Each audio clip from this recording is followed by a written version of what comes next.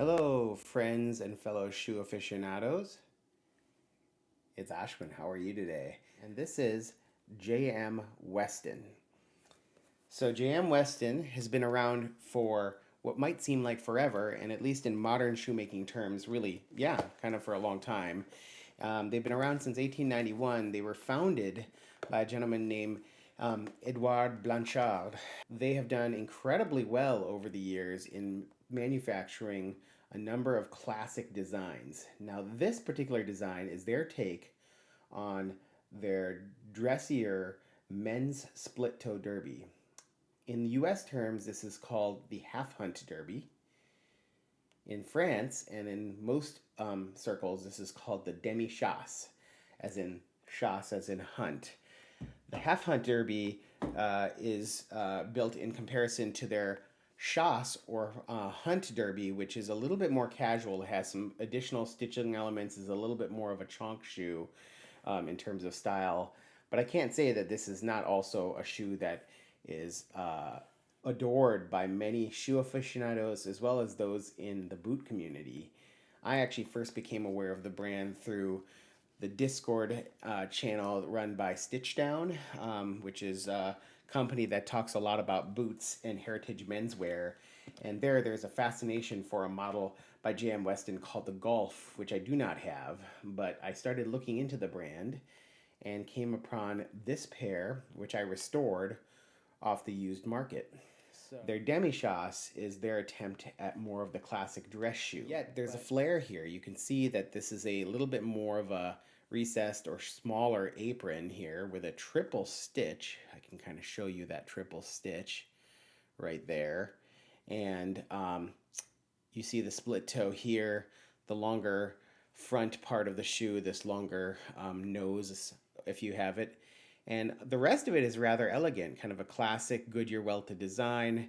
Many models come with a leather insole and a toe tip, 5-eyelet open channel lacing system, and very standard classic features. But this shoe is well known to be very long lasting, can be found fairly easily on the used market because J.M. Weston's been around for a long time and many people have tried and moved to this style and kept it for years, or have moved on to other styles that may be a little bit more fashion forward or a little bit more classic in own nature, because this brand sort of stands in between those two. So this is a shoe that can be dressed up or dressed down.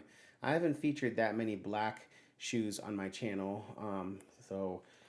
this is one of them. And one of the cool things about J.M. Weston that they're very well known for is that they own their own tanneries, and for many years supplied many of the high-end menswear makers across Europe through their tannery.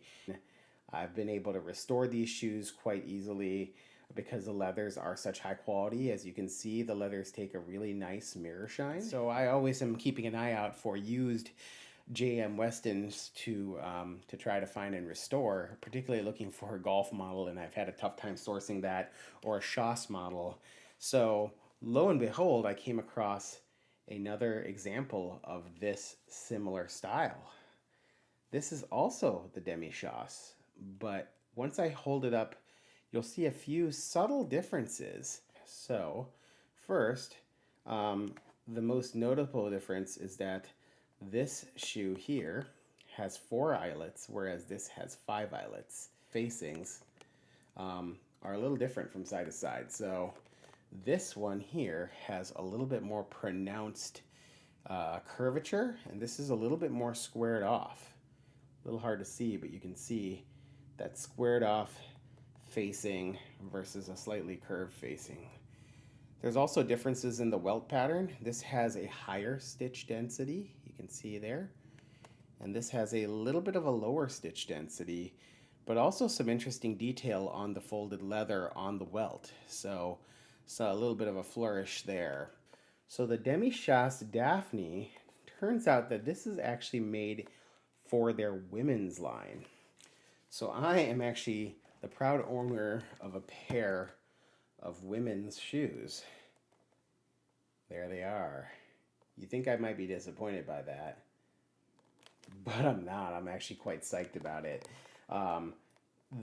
doing a little bit more research, it turns out that basically the men's and women's versions of the Demi-Chasse are nearly otherwise identical. They use very similar, if not identical, lasts, same sizing, which threw me off because I thought, hey, typically men's and women's sizings are off by 2 Brannocks, but the way that J.M. Weston marks things out, it's basically the same sizing across the board.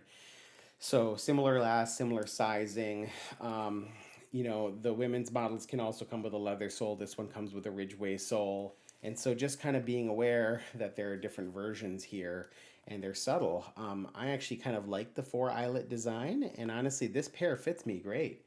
So I can't say honestly that this looks like a dainty sort of dressy, like feminized version of the Demi-Chasse in any sort of way.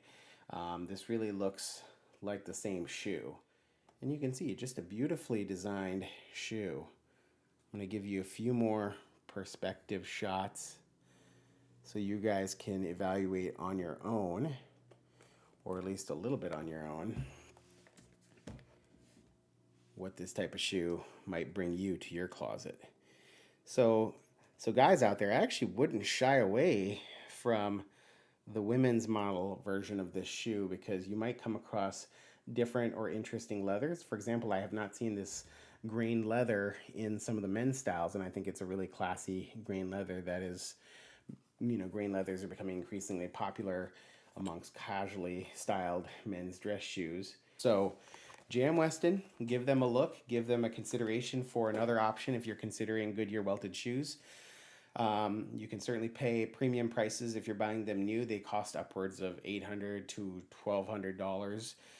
But on the used market, you can score pretty good deals on them. I'm sure J.M. Weston isn't so excited about buying used shoes, but they make shoes that'll last a lifetime.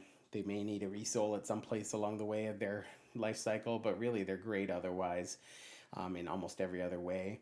They're a little bit more attractive in my mind to people who are interested in heritage menswear. So their styling kind of appeal to those in the boot community. So for those of you who are thinking about boots, think a little bit about J.M. Weston. Give them a try, and hope you're doing well. Take care, okay? Bye-bye.